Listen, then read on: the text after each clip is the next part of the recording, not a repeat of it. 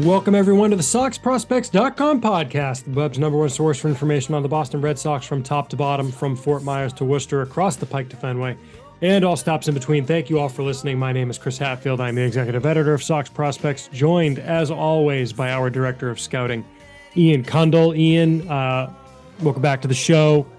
I think I owe you congratulations, actually, on the treble. Oh, thank you. We haven't really talked about it. It was a great, very stressful, but a great Saturday.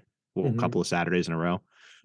And thank you for all the people who said nice things on Twitter and other social platforms. And for the one guy who didn't, well, you're an Arsenal fan for a reason.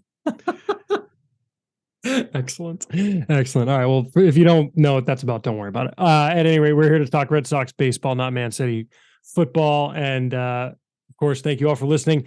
Thank you all for supporting the show by listening, and you can support the show further if you are so inclined by doing a few things. First, just tell someone about the show. It really helps. Spread the word. Word of mouth is huge when it comes to podcasts. Think about how you found a lot of the podcasts that you listen to. Might have been something like that to that effect. So find a Red Sox fan in your life and tell them, spread the word. You can also rate and review us on iTunes, Spotify, Stitcher, Apple Podcasts, wherever it is that you listen. And of course, you can support us on patreon.com/SoxProspects. And of course, we want to mention that the SoxProspects.com annual fundraising drive is in full swing.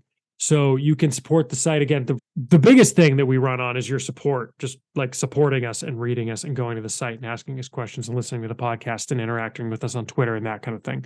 But that said, if you really have enjoyed the site for a long time, love what we do, we appreciate that. You can support the website monetarily. You can go to SoxProspects.com/donate if you're more into the, single contribution side of things rather than supporting us on patreon.com. For what it's worth, just as someone who has asked this sort of thing elsewhere, it's difficult for us to give you the Patreon perks for a contribution that you give at SoxProspects.com/donate. So if you're looking to get the Patreon perks, you should support us on Patreon. But that said, if you don't want to go the Patreon route, super cool. Still appreciate it. If you want to go again, SoxProspects.com/donate. We really appreciate it. It allows us to do things like go to Fort Myers, as well, go to games, sending into fall instructs, take trips to places like Greenville, as well as help pay for things on the back end, like, servers and web hosting and podcast hosting and that kind of thing. So it is very much appreciated. Thank you all for your support. Anyway, you choose to support us during the fundraising drive. It's a big deal for us, and it's always appreciated. Finally, you can send your emails to podcast@soxprospects.com because we want to talk about what you all want to hear about. And hopefully what you all want to hear about is some more promotions. It's some more injury news. And we're going to talk this episode about some players who you all have been asking us about a lot, who I think the way we have them evaluated may not line up with what a lot of people think about them. And I think there's some questions out there about, why do you have this guy? It's not even necessarily a rankings thing. It's that I think it's just, look, the way that these players, Ian, evolve, it's get evaluated. They don't evolve. The way the evaluation of players in a minor league system has evolved over time. It really has changed. And the things that we look at now, it's not even like, I think we're all past, runs batted in and runs scored, batting average.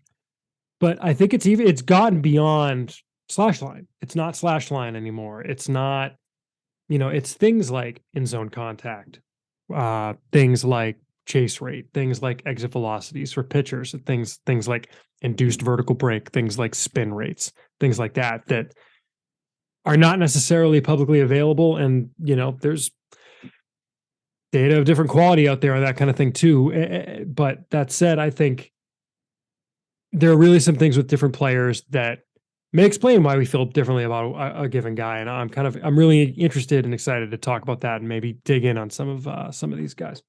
Yeah, no, it's definitely an always evolving process. And as you said, I think the biggest change is just as the longer it's been going on, and you see it around baseball too, there's just so much more data readily available. Obviously, you get to see a lot of it at the major league level via Baseball Savant and the StatCast data. But for minor leaguers beyond AAA, that's not available for anyone in the Red Sox system. So it it's a little more difficult, I think, when you get like into the lower levels, trying to kind of mix how someone can have such like, let's say, such a good triple slash line, but still be so not necessarily even inside our top 10 or 15 right now. Sure. So we'll talk about some of those guys, and of course, we'll get to your emails as always. But Ian, first, let's start with the fun one, which is promotions. People always love to talk about promotions. To me, the big one since the last episode is the promotion of, I guess, a guy that maybe could kind of fit in that category we were just talking about in a positive way, is Roman Anthony, a player who really has made a splash for a number of people this year. I think for me, he's kind of maybe not the breakout prospect yet, because that might still be Shane Drohan this year, who's risen up to become our top ranked pitching prospect in the system. But Roman Anthony, as a guy who was the team's second round pick last year. Well, I think that's deceptive, though. He got the biggest bonus of anyone. He did. But that said, the way he really has kind of broken out, despite the numbers not necessarily popping off the page, if you were to just pull up his Fangraphs or Baseball Reference or MLB.com page, promoted from Salem to Greenville. Here's my first question is, do you feel like the Red Sox are being more aggressive this year with promotions than they have in the past? Because I don't know that I'm for certain a yes on that, but I don't know that I'm for certain a no on it either. Yeah, I was gonna say like yes and no. Yeah. It's like it's situation specific, which it should be. Yeah, but it's like I think there are just certain it's weird because I don't think they're looking necessarily as much anymore into like plate appearances or innings at a certain level. I think they're kind of looking for certain performance indicators. Yeah, like Shane Drohan's the best example of that, I think. Well, but I think a flip side is Rafaela. Like Rafaela's at almost like 600 plate appearances in He's Double-A. getting close, which is part of why I think he'll be in AAA before the end of the month. But that's he's still there after. Though. Like, and so I think that's like the other side of the example is like he hasn't hit those metrics or indicators that they're looking for in his development. Whereas I think Anthony did. Like, and can I just read? I mean, the slash line is 220 in Salem. His triple slash line was a 228 batting average, 376 on base, which jumps off the page, but a 316 slugging. So sub 700 OPS for Roman Anthony in Salem. And he gets promoted after 42 games. Let's see, 158 at bats. How many plate appearances is that? 202 plate appearances. 202. Which is like, usually the threshold I would use is like a 250. Like that's like 202 is like you were destroying the level and moved up, and he, but it's like wasn't necessarily. It was funny because like the day it happened or the day before it happened, I was talking to a scout about Anthony, and he suggested this because he was just like, "There's no point in having him there because he just doesn't swing. Like he's just going to stand there. He's and walking take walks. Too much. Like his eye is too good for the level, which is definitely a thing. Like Nico Cavadas last year in Salem is another example of that. Obviously, he was putting up like video game numbers, but that is a thing. Like if someone like Anthony, whose approach is far more advanced than we suspected, especially with someone who coming out of the draft, there are a lot of questions about like, was he a free swinger who was just going to swing and miss a ton? Like, which has not been the case at all. No, he doesn't swing and miss at all. Not at all. But he works himself. He doesn't swing at balls, and the result is that like he had that 376 OBP, as you said, but at the same time, he wasn't really developing because if he's not swinging, that's not going to do him any good. That's not going to help him like work on his, hitting too many ground balls, like improve his launch angle, things like that, just taking pitches. And that's what he was doing there. And so like he needed to see better pitching. I think we're already seeing the early returns in Greenville. I mean, his ground ball rate is down about 7% since he's been in Greenville. His fly ball rate is up. He's 2 home runs already in Greenville. He had 1 his entire time in Salem.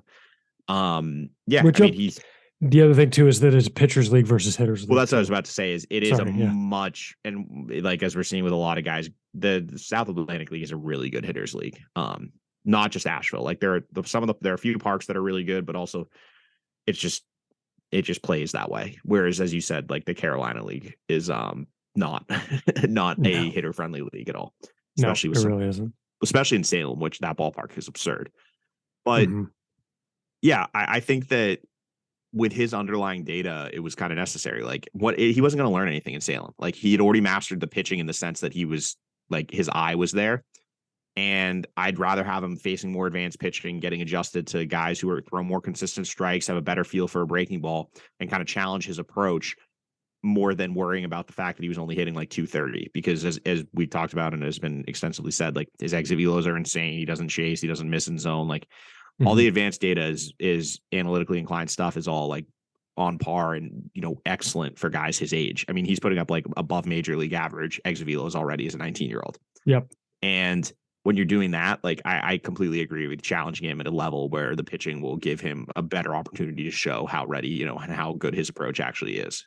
Yeah. And the thing with, so Anthony had has an 18% walk rate on the year among hitters in the system with at least 50 plate appearances. That's good for 7th. And some of the guys he's behind are guys who are, you know, basically kind of, you know, 3-day-a-week guys at their on their teams, like Eli Marrero and Kier Meredith. Guys who haven't been in the minors in a while, like Jarren Duran. This is only minor league numbers. It's like number 1 on the list is Nico Goodrum. Number 2 on the list is Nico Cavadas. Apparently it's a Nico thing, but like Cavadas is a guy with a professional approach. Nico Goodrum is a guy who has many years in the majors under his belt. And these are the types of guys that he's on the list with. Chase Myroth is on there as well ahead of him. So, you know, those are the guys who, despite being 19, and by the way, he's the youngest player in high A now, I believe, by a good amount. I think it's by like 5 months or something. No, crazy. He's that much younger than Jackson Holiday. Yeah. Yeah. Really? Believe it or not. Yeah, I think so. So it's kind of wild how, that, you know, he's the youngest player at the level, I believe, upon being promoted by a healthy amount. So, you know, not, like you said, not surprising that he's hitting well there. I'm interested to see if he can, you know, work on making that ball and play data. He's 130 days or 160 days younger than Holiday. Yeah. Yeah. So good to see Roman Anthony promoted. That was kind of the most exciting promotion that we saw. Other guys who were promoted: Alexis Hernandez promoted from the FCL to Salem to take his spot. A couple of promotions. I think was Nixon Garcia promoted before the last episode. He may not have been. Yeah, I think he was. Hernandez is also raking in. Yeah, he was raking in the complex league too. He was a guy that you picked out. He can hit. He just doesn't really have a position. Yeah, yeah. Well, I think part of the reason I think both him and Garcia, the reasons they started in extended spring training was that there just was not a lot of room in the Salem roster for primarily an outfielder or primarily outfielder in Alexis Hernandez's case. But with Anthony getting promoted and Miguel Blaise going down for the years, we'll talk about it in a minute, spots opened up. So they got moved up. It's just funny to see like Garcia promoted from the extended spring training and immediately slotting into 4th in the Salem lineup every day. But that's how it works. On the pitching side, some interesting names promoted who are technically going to be promoted tomorrow. Yeah, it hasn't happened yet. Yeah, but as reported, I think was Chris Smith the one who had it, or was Ian Brown? It was Chris Smith, yeah. Hunter Dobbins and Isaac Coffey being promoted from Greenville to Portland, and Bradley Blaylock being quote unquote promoted from Salem to Greenville. Dobbins and Coffey's been in Greenville all year. Another guy from last year's draft to already make it to Portland. Really, I think we've kind of talked about him a little bit. Funky arm angle, controls the ball. He's not not a lot of stuff, but not a lot of stuff. He makes it work. It's deceptive, like short strider. Yeah. So you give those guys a chance. This will be a good test for him though to see to see kind of what. And by the way, Dobbins spent the whole year at Greenville too. So I don't know where you were going with that. Well, no, Dobbins started the year late. No, I'm saying he spent it. He has only pitched in Greenville. Yeah. Yeah, he has only pitched in Greenville. No, fair to clarify. I meant that is that Dobbins started the year at extended spring training. Had to do some strengthening before he could get to Greenville. But yeah, he has looked very good since getting there. Really just kind of has outclassed, especially in his last 4 starts or so, hitters. So get him up to Portland, get him some competition. And then Blaylock, I say technically promoted because while he has never pitched in Greenville, he was really on kind of a rehab assignment in Salem. You can't rehab in Salem if you are like on the Greenville roster where he was when he was on the IL. So technically he had to get demoted from the Greenville IL to Salem in order to rehab for 5 starts. And now he's back up in Greenville where he should be. That said, he looked great in Salem, apparently touching 97 is Blaylock. So good to see him looking healthy. He's higher than that. He hit 98.6. I was thinking of Dobbins then I think maybe. You can round up to 99. Okay, right. Okay, I think I'm thinking of Dobbins. But no, it's 98.6 is legit. He like the velo has definitely come back much better than it was before Tommy John. He was like, I want to say like he was up to like 96 before. Yeah, he was like 90 to 94 mostly.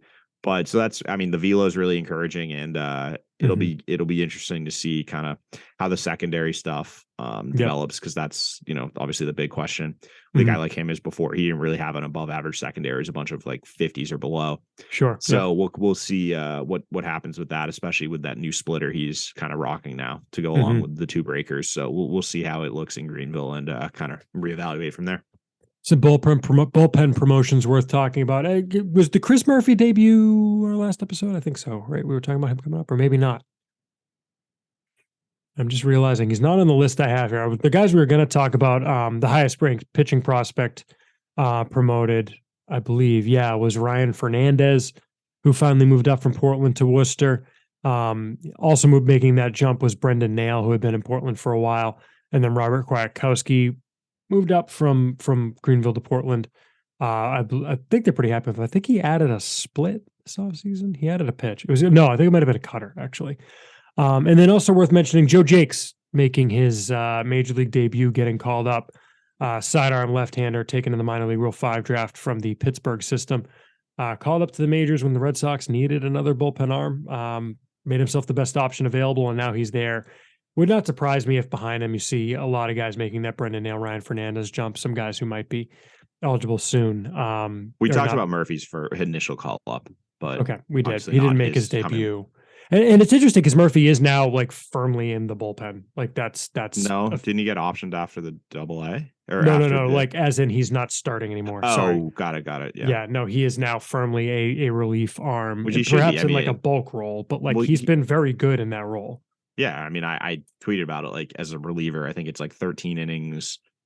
I'm trying to bring it up because I went through and did all the breakdown of it. It was as a reliever, he's 13 innings, 9 hits, 2 walks, 17 strikeouts. Opponents hitting 183, 216, 245 against him. As a starter, 36 and 2/3 innings, 50 hits, 34 earned runs, 25 walks, 39 strikeouts, 325, 429, 507. And it just shows, though, kind of something we've talked about with a lot of pitchers is like when you could par down your arsenal and just focus on airing it out, it can really help you. And his velo is up almost 2 miles an hour.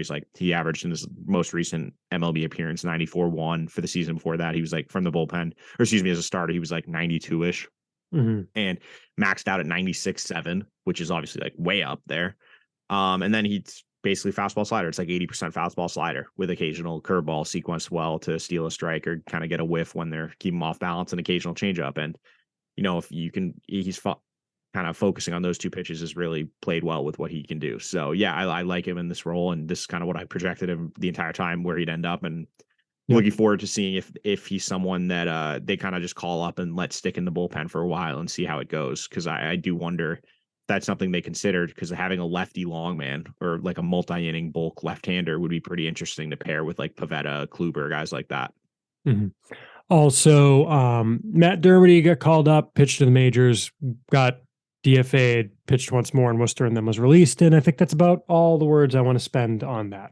Yeah, everything's been said that needs to be said about that. Yep. It's unfortunate. No more breath need to be wasted. We don't have to think about it anymore. Amen to that. A couple injury notes, as we alluded to earlier. Miguel Blaise unfortunately underwent shoulder surgery, and he's done for the year. Kind of a lost year of development for him, Ian, but still plenty young. Not, the end of the world, but unfortunate. It's tough. It kind of struggled a little bit, no, he definitely struggled. I mean, he was rough in spring training when we saw him, and it kind of carried over to the season. And hopefully, he can come back next season, get his shoulder strengthened, and have a good off season. Put the work in, and we'll see what happens. Obviously, it's a blow anytime a guy of his stature or prospect stature has to miss pretty much an entire season. But I'd rather he come back healthy than try to play hurt, which I think he was clearly over these last couple of weeks before he finally had that reoccurrence of the shoulder injury. Well, because he got hurt, he missed like a week and a half. Struggled once he came back for like a week and a half again, and then got hurt again on a swing. And, they looked at it again. I mean, clearly re-injured it. And this time it needed surgery. So unfortunately, that's where we are at. So Best of luck to Blaise, and another season-ending injury, unfortunately, to Tyler Uberstein. Tommy John surgery for the right-hander. Was in our top 60 rankings for a while. Unfortunately, he'll rehab the injury and try to come back strong. The timing he got it, I mean, he literally got it last week. It'll be interesting, probably end of next year he comes back, end of 2024. Yeah, I mean, if you look at like Blaylock's timeline, Blaylock had the surgery in March and he was back on the mound the following spring training, but didn't make an affiliate until I think like May. So it's about 14 months. So yeah, probably we won't see him back on the mound until, August, September of next year. Mm-hmm. Mm-hmm. Yep. I think that's about it on injuries, Ian. So we got asked one question on Twitter, Ian, that I wanna bring up here because as we mentioned, Ryan Fernandez was promoted to Worcester. Ryan Zephyr John was not, and I think I got a couple of questions. One is, what's the difference between Ryan Fernandez and Ryan Zephyr John? I guess they're both Ryans. And the other one that I got asked about is like how the stuff compares with like Franklin Herman, and so I think that's just effective, interesting, good stuff. AA relief pitchers who are worth noting, like, tend to not capture the imagination. That's giving it way, way, way too much credit, but it's just like, I guess most guys are in AA and they're interesting. People ask about them. And so was wondering your thoughts on those two things as someone who's been to see the Sea Dogs a few times this year. Yeah, I think the biggest difference is just Ryan Fernandez throws a bunch more strikes. Zephyr John, his walk rate is quite high. Like, I mean, I'm just looking at he's walked at least one hitter in 5 of his last 6 outings, and he had 3 in his last outing. Like, for the season, he has 13 walks in 18 innings. And then you go over to Fernandez, and Fernandez just doesn't really walk anyone, or his walk rate is significantly better. He's constantly ahead. Like, Hernandez just throws more consistent strikes. And I think that's what kind of separates them right now, is that Fernandez is just kind of more advanced, or there's more consistency there, and just a much better chance of throwing strikes right now. And that's, when you're thinking about a guy who is going to get up to AAA, you want someone who can consistently throw strikes. Yeah, Fernandez had 8 walks in 23 and a third innings between Salem and Portland before his promotion. So yeah, I think that's kind of the biggest separator. And I also think Fernandez's stuff is just better. Mm-hmm. I know Zephyr John throws harder, but I like Fernandez's fastball more. I think it's got a little more life to me.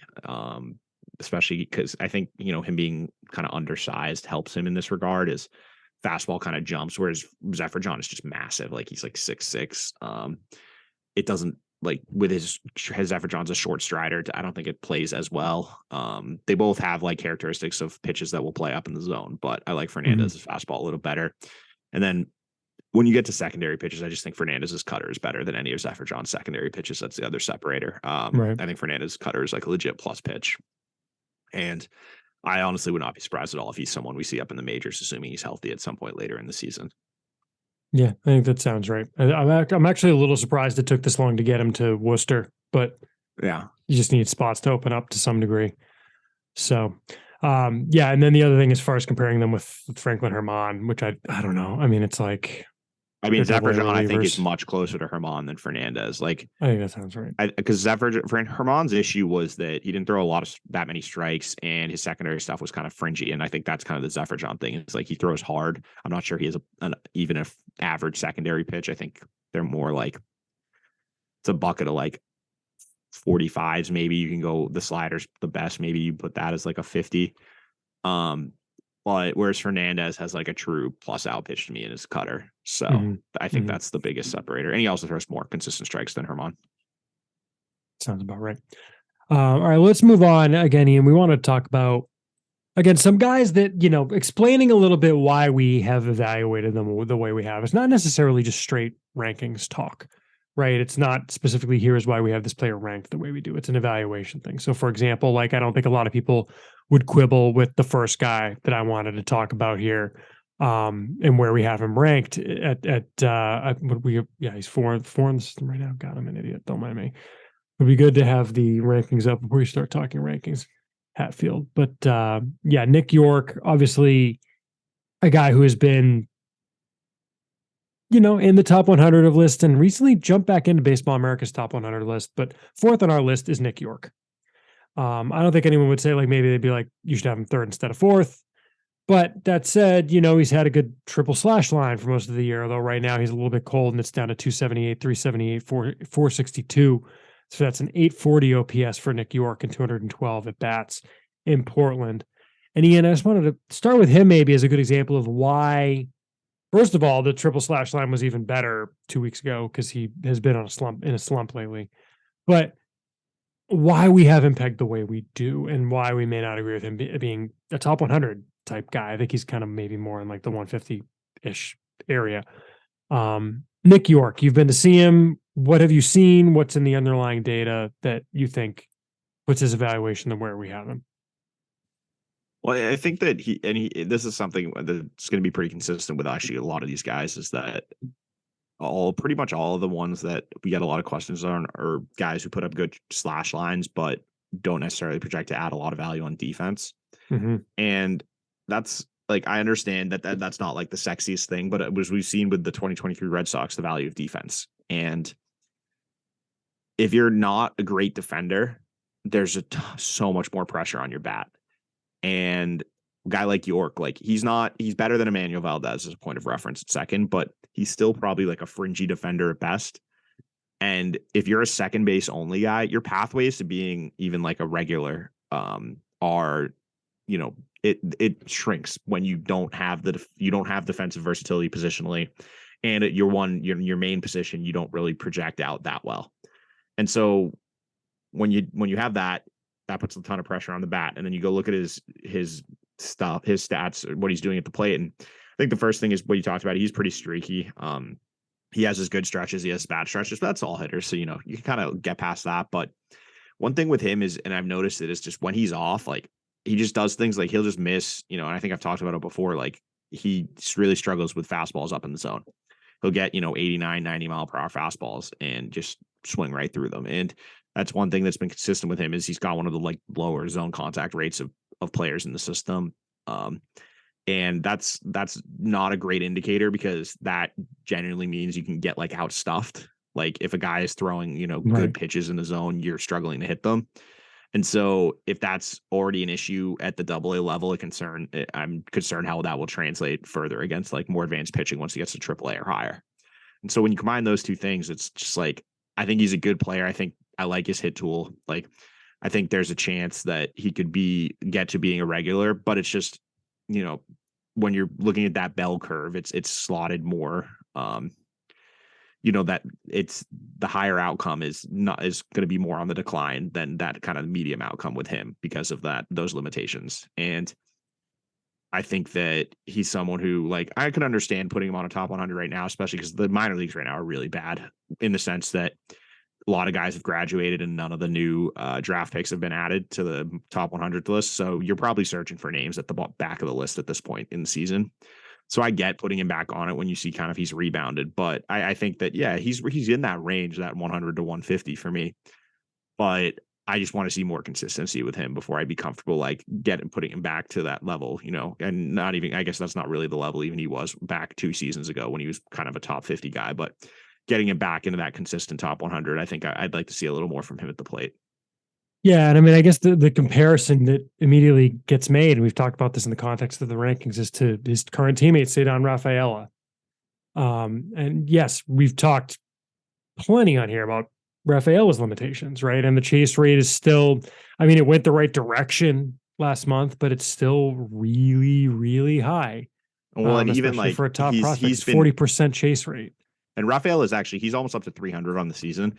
Yeah, he's been hot lately. Even in this really good hot streak, he had like, I want to say it was a 16-game hitting streak or 13-game hitting streak or something at 1.2 during this run. But like, I looked at some of the data during that run, and it's like the chase rate is still around 40%. It's slightly under, so it's a little lower than it is for the season. But it just shows like, even when he's performing, and this is something that's been consistent going back to the last years, he can still perform at AA while chasing like that at that level. And the way he does it is by being aggressive on pitches in the zone and just kind of going up there and just hacking. And that kind of plays for him. And I still have questions about how that'll play against, AAA and MLB caliber of pitching. But when you have his defensive ability to fall back on, that just gives you such a higher floor. And it's why, to me, I would prefer him to York if I was, given the choice of the two. Is I just think that his defensive floor gives him a little more margin for error with the bat. And if he can even just get to being like I look at guys like Michael Taylor or someone. If you're like a 220 hitter with a 275 OBP, but you play elite center field, you can play. Like, yeah, that's still a usable guy. Whereas if you're a 45 defender, you really have to hit. So I think that Rafael, even though he's gotten hot, I think that the changes are more just that he's being more aggressive on finding his pitches in the zone and hunting those and just going up there and attacking like he used to last year. Whereas I think earlier in the season, he was trying to get overly passive in order to kind of take a walk or do things like that. Whereas now he's just kind of back to being like, he's a free swinger, but if I see a pitch I like, I'm going to go after it. And he doesn't hesitate anymore. And I think that's the biggest difference in why you're seeing him start to have far more success. Because that's the biggest change. If you look at the data is with the zone contact, like his zone contact rate is significantly higher than it was at the beginning of the season. I think that's just stems from him just getting up there and being more aggressive again. Yeah, attacking, right? Like it's the difference between going up there and like quote unquote hitting versus going up and attacking pitches. Yeah. And he wasn't attacking pitches. And I look at like Michael, for the sake Taylor, of trying to learn not to chase pitches outside the zone. And I look at like Michael Taylor, and like for this first career, he's 240, 294, 385. So not very good, like triple slash, but he's lasted for 10 seasons in the big leagues with that because of his defense. Like, so, he's only at an OPS plus over 100 once in his career. So that's why with a guy like Rafael, it's just easier to envision him, settling into a player like that than it is someone like York, where he has to really hit. And there are still questions on that side for him.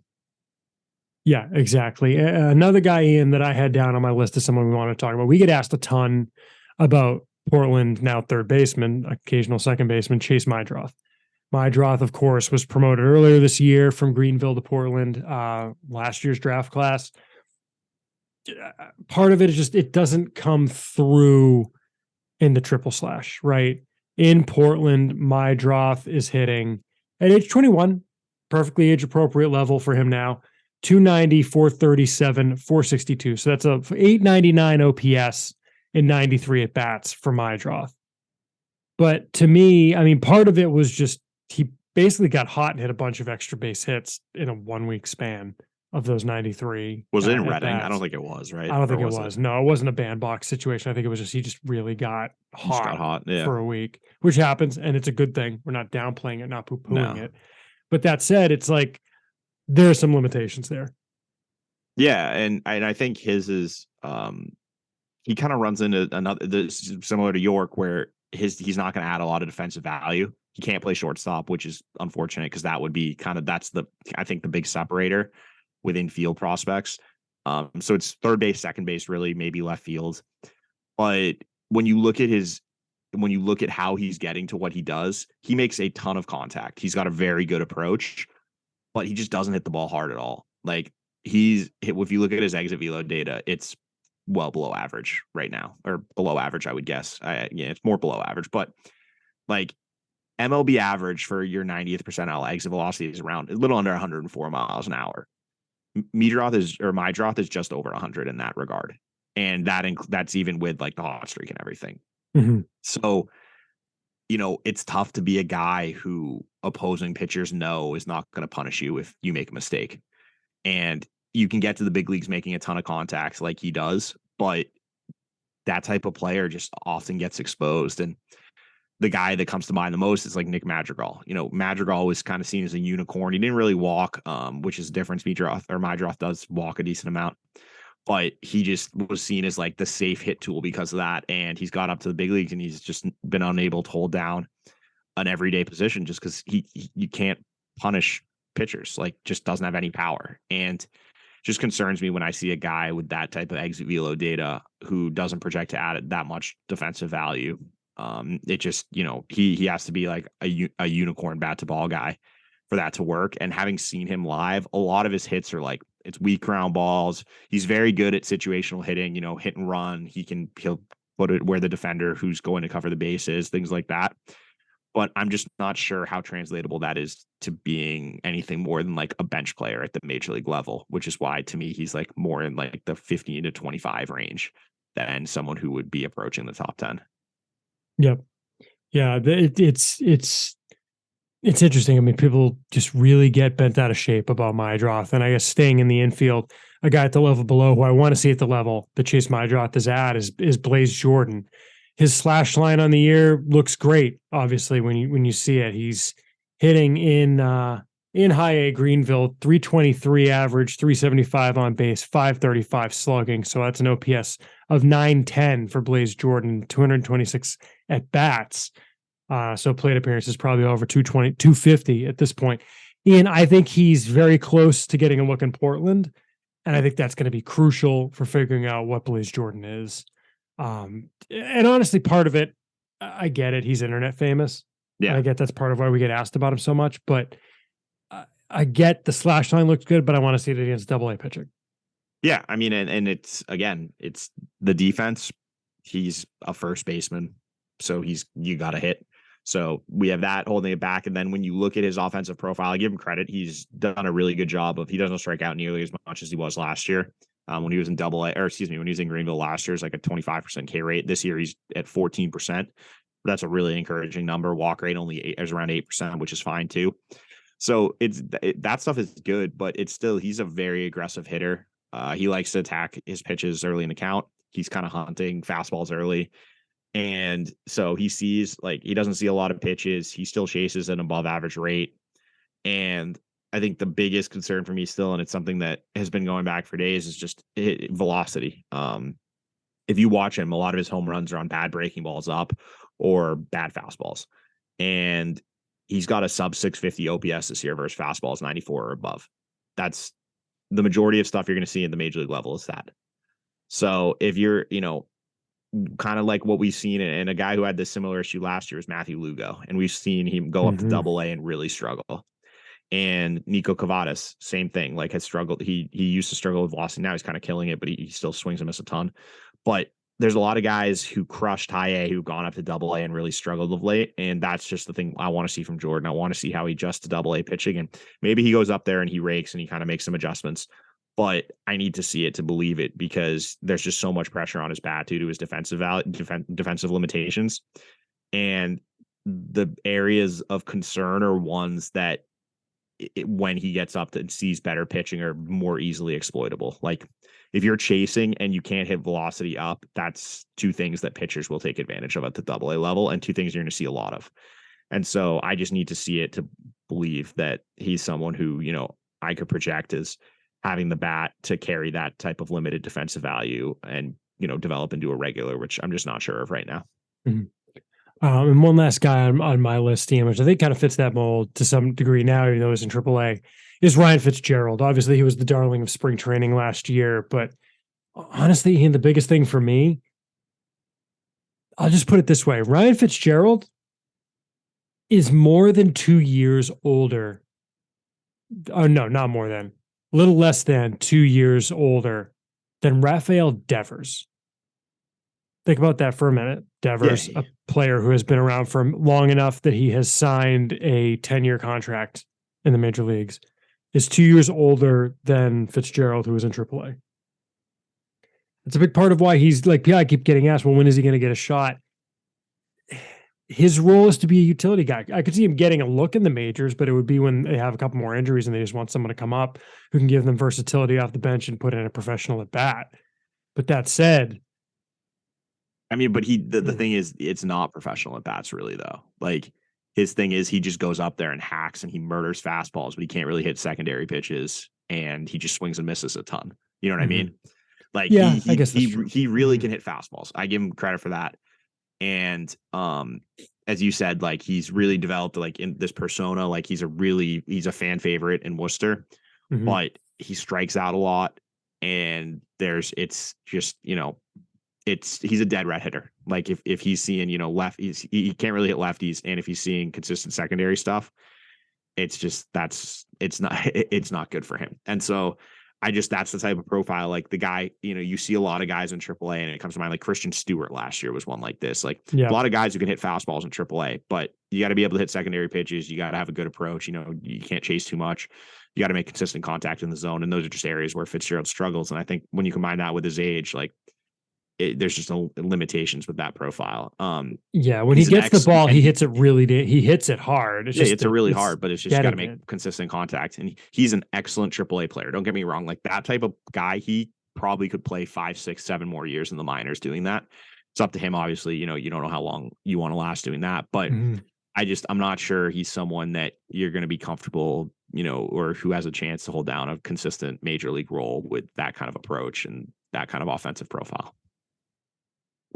Yeah, and it's look, I get that people want, hey, if you hit really well in AAA, you will get your shot in the majors. That's just unfortunately not how it works, right? Like sometimes you're just playing well and the team doesn't have a need for you. So, they're not going to like jettison Kike Hernandez to start playing Ryan Fitzgerald every day. Well, that's not how it's going to work. And I think we saw with the Jorge Alfaro decision, like just because you're hitting well in AAA doesn't mean anything. Like there's so many more factors that go into it.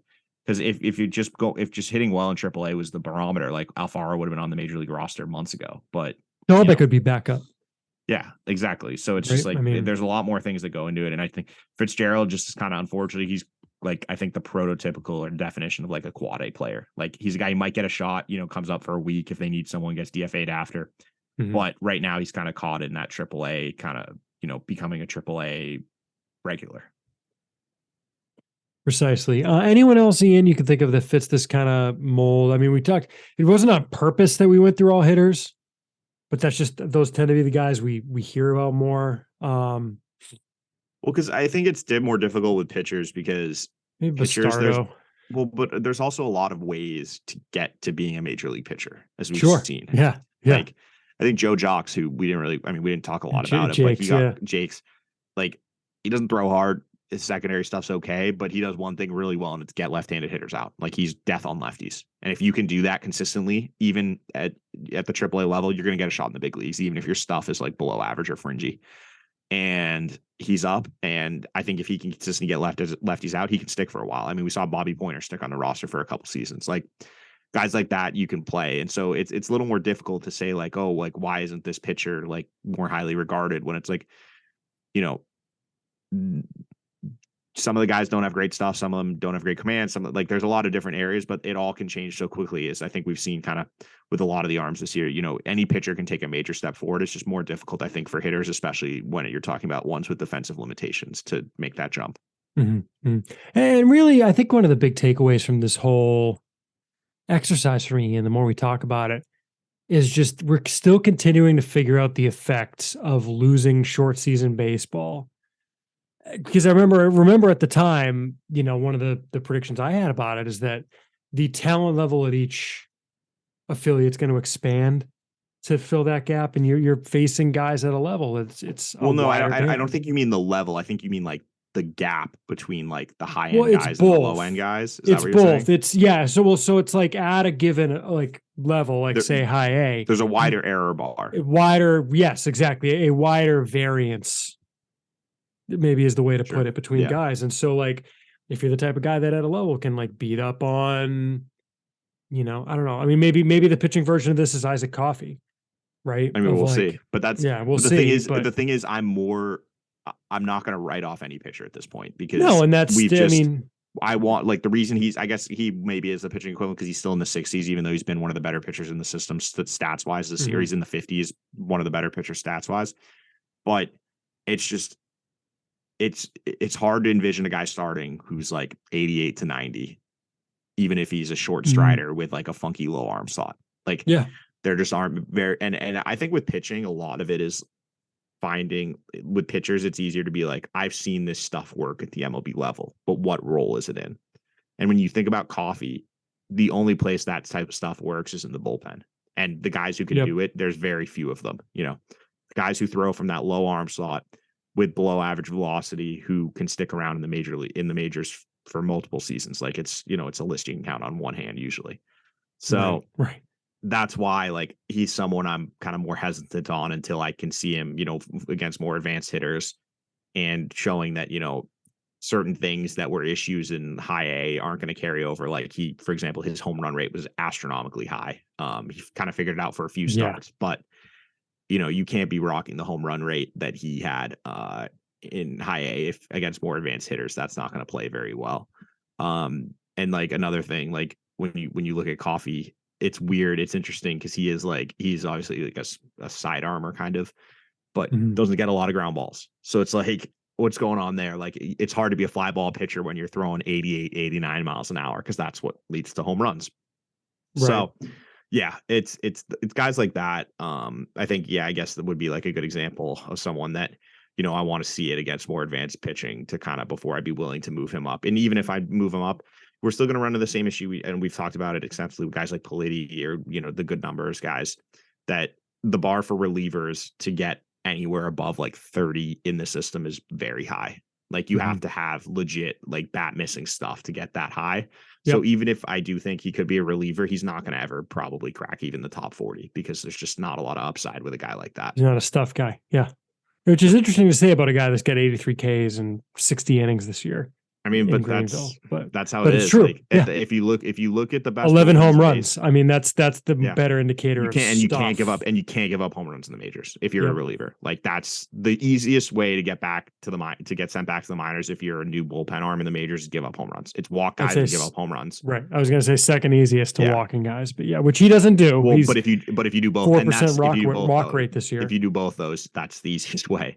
But it's just and the other thing is there's just such like guys like Fernandez or Zephyr, John, who you mentioned, like Alex Hoppe, another one. Guys throw hard have just a better margin for error. And the way the game is evolving, it's back into the days of, you see the best bullpens in baseball, it's all guys throwing 95, 96, 97 miles an hour for the most part.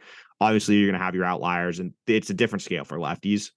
But look at the best relievers in baseball. It's guys like Johan Duran. It's Yiner Cano in Baltimore, who's throwing like a sinker from 97. Felix Bautista is 100, 101 with a splitter. Like, it's all hard throwers. So you just gotta, it's kind of like what we talked about with the defense. There's just a lot lower pathways for guys who, with the kind of stuff that Coffee has. Mm-hmm. All right. What do you think, Ian? Should we hop on to emails and wrap up?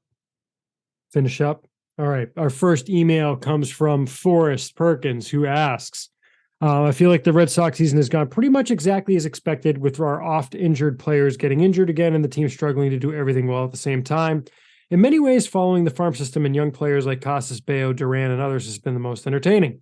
I feel like Chaim Bloom and many of the coaches are nearing a key point, with next season likely to be their last chance to put together a top club.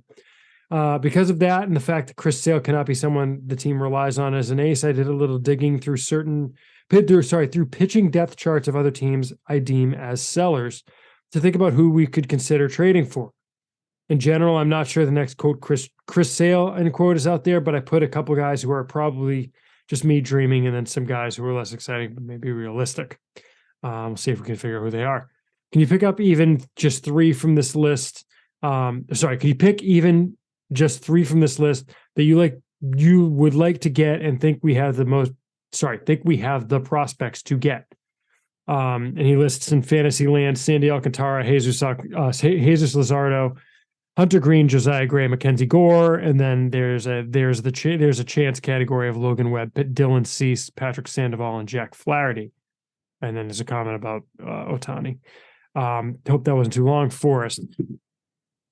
It's an interesting question, Ian. As far as the deadline goes, let's put it this way: there's a presumption that they're buying at the deadline here. That's kind of interesting.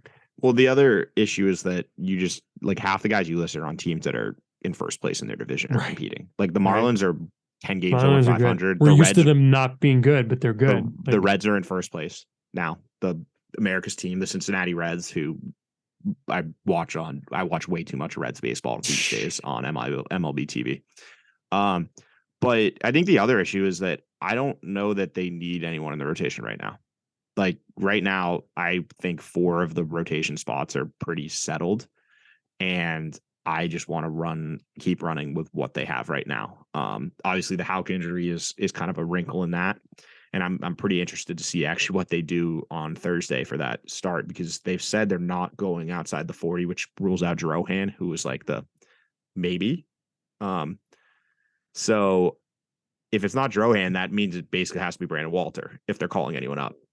So that will be very interesting to watch. Wild. Or I mean, he did have bullpen it or something. I don't know. He had, well, that's what I said. If they're calling anyone up, Yeah, he has had a couple right. decent outings in a row, in the sense that he's not as walking as many guys anymore. But I'm not sure how that stuff would play at the MLB level. But I think what Whitlock and Bayo and Paxton have showed of late, like, you feel pretty good about those three guys right now. Bayo especially, and I think Whitlock with his changeup back to being good again, have just been dominant really their last 5-6 starts. And Paxton's been excellent. Been money. Yeah. And so those three are pretty secure roles. And I obviously Sale would be in there if he wasn't hurt. It sucks. Like, he looked great and then he got hurt. And that's I don't finally know rounding back into form. I don't know how you can count on him, but you can't. I'd like to see Cutter Crawford get some run in the rotation and see. He's probably still better. He's probably a reliever, but I'd find running him out there and seeing what he's got. And as much as I think Tanner Houck's a reliever, you kind of have to leave him in the rotation now. So I don't know if the need is there right now. Obviously, that could change with injuries, to go out and use your assets to acquire a starting pitcher. I'm just not sure if that's the best way forward. I would much rather see what you have with the guys out there. And if you need to go get a veteran at the deadline, go get a Wade Miley type for a minimal prospect, and then address in the offseason by going after a free agent. Because I think there is, as bad as the hitting market is for next season, I think there are several interesting starting pitchers out there. Mm-hmm. Our next email comes from Rick, who says, as always, a big fan. Just a quick question. Can you please help me understand the reason or value of Cutter Crawford's double pump motion before delivering the ball? Arguably, I am a primary listener rather than viewer, but I don't remember anyone else with a similar motion. In my uneducated opinion, I would think this would lead to command control. Can you think of anyone else with similar quirks?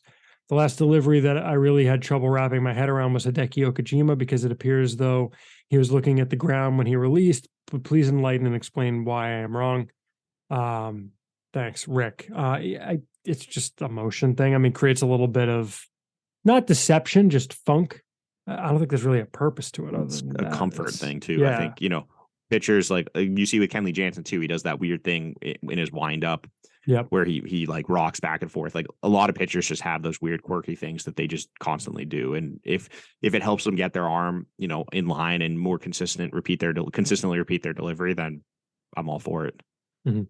Our next email is from Brian, who says, hey guys, Fangraphs just released its Red Sox top prospects list. And diving in, I looked at Marcelo Meyer's future value overall being a 55, which is great. But looking at the individual tools I saw, they had him rated as a 35-40 as a fielder. Looking at just the basic fielding data that's on the site, I saw that he has 9 errors in 42 games. Has that been a concern with scouts who have seen him? Is he no longer the future Brandon Crawford defensively that was penned of him coming out of the draft? Thanks, Brian, which I found it very interesting, that comparison, Ian, because you recently on Brian Barrett's podcast threw a Crawford comp on Meyer, which was spot on, I think. To me, really, it's just, errors are just not a great indicator of a guy defensively, especially in the minors. If you get to more balls, you have more chances to make more errors. So, yeah, you don't really have advanced defensive metrics in the minors that you can use. The other thing, no, there are them. They're not publicly available. They're not publicly available. Yeah. Yes. Teams have their own ways of quantifying it. Yes. But no question. Otherwise, I'll just say I don't agree with that grading. Yeah. And the scouts I've talked to don't either. There's not a lot to say on it. Like, he's out on an island. Eric is out on an island. But those things happen. Like, which is, it's not saying he is wrong, and I think he's like, a bad person. If he could truly believe that, and if you've seen him, and I think I feel like Eric's definitely seen Meyer before, and I'm sure he's talked to people, and you can talk to guys, you're going to get a wide range of grades. Yep. And so same guy. Yeah, we don't have to agree with it. We don't, like, it's fine. But I'm not saying he's wrong. It's just we have it evaluated differently. Mm-hmm. Yep. Our next question is from, quote, your chief Coney Island scout, John Berman, Ian, and he asks, Noah Dean and Dalton Rogers have very similar college profiles and are currently having very different results. Why do you think that is? It's a very good question. Because Roger, well, yeah. I think also the walk guys. Dean Dean's stuff has just not been what it was in college. Yeah, right. I wonder if it's moving to the starting rotation or I don't know what, but like his fastball velocity average for the year is 92.2. Like in college, he was mid 90s, touching 99 as a reliever. And so I just think it's, the trials of transitioning to a starter I guess they both are relievers. But Rogers know is how they're like going to take to it. Yeah. Rogers is just more polished too, though. Like Rogers throws more strikes, as you said. That's obviously that's the other big thing. But yeah, Rogers just has, I think, a more polished arsenal at this point in their development. He's got his fastball, he's got a breaking ball, he's got a changeup. He's primarily a fastball breaking ball, but he's shown the ability to consistently harness that stuff and kind of throw consistent strikes and miss bats with it. Whereas Dean, I think, he's shown the ability to miss bats in spurts, but it's just very inconsistent with both his mechanics and his stuff. And I just think Rogers he's just more consistent in those regards.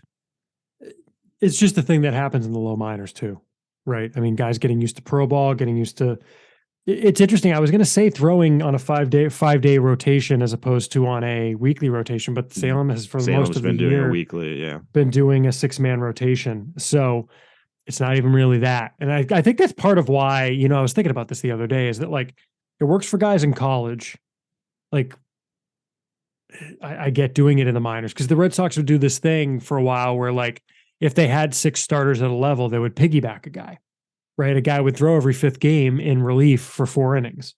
But is that better or worse than just go 6-man rotation? Like cut guys, keep the guys' innings down, give them more time between starts to work on things. It's an interesting strategy. I like it personally. So I think that's a big part of it too. Ian, our next question comes from Joe, who asks very simple: any updates on Noah's song? It had been at least a couple of episodes. I think he's throwing, they said. He says he works his way back from the worst back. He's throwing bullpens history, I think. Yeah, I mean, one hopes he can avoid traction at this point. Let's be honest. I mean, he's not going to pitch in games. He's going to go on a rehab assignment I would guess, in about a month. Maybe he can do 30 days, and they could extend it, but I don't know if they'd be brazen enough to try and extend it. You can always shut it down, though. Yes and no. I think if they were that brazen, then you would have. I realistically think he'll probably go on a rehab assignment at the end of July, and he'll come up to the majors. August. He'll spend most of August on that rehab assignment. He'll come up to the majors in September when rosters expand, spend a month on the roster, not really pitching, but just as they have those 2 extra spots, so it's no real different for them. They'll still have more or less the same number of pitchers as they did the entire season, and that'll knock off 30 or so days from the 90 that they need to carry him in order to keep him, and then he'll have the entire offseason to get ready for next season. I think that's like pretty clear what the plan is, because if they were going to keep him, if they were going to send him back, they would have sent him back by now. They want to try and keep him, and I think that's the clearest path. That's the clearest path to do it. I think there's an evaluation that needs to happen for the Phillies at some point of is this guy worth taking up a 40-man roster spot all offseason? Yeah, but I think that's something that will happen in the offseason. I don't think it'll happen during. Before, right? I mean, it's right. I don't know. I think that they're pretty committed to having him on the 40 all offseason. I feel like they do more power to him. I feel like it is what it is, and nothing the Red Sox can do, unfortunately. Yeah. All right. Well, again, it's podcast at SoxProspects.com. We want to talk about what you all want to hear about, so hit us up there. And with that, we will wrap up. Thank you all for listening to this episode. Thank you all for continuing to support the show and the website. Again, the fundraising drive is in full swing. So hit us up at SoxProspects.com/donate if you are so willing to contribute at a flat amount to the website. You can also support us on the website at patreon.com/SoxProspects. And as always, we want to shout out our $5 level Patreon supporters. This episode, we want to thank Matthew Ware, Alex M., Jay Harrington, Dan Gillen, Rivers, Steve Patch, Grayson Center, Stephen G. Shaw, John Hersey, and Chance Stevenson. Thank you all for your support. We really appreciate it.